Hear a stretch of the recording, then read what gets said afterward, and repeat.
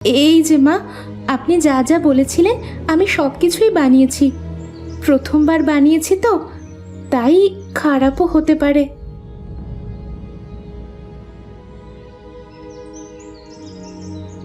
সকলে খেতে বসে রান্নাগুলি একে একে চেখে দেখতে শুরু করে। কিছু রান্না খেতে তেমন সুস্বাদু না হওয়ার কারণে মালতী দেবী খাওয়া ছেড়ে উঠে পড়েন।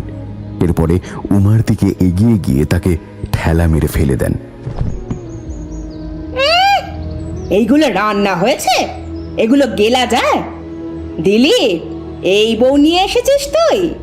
তোকে পই পই করে আমি তখন বারণ করেছিলাম। এ তো কিছুই করতে পারে না, কিভাবে সংসার করবে রে?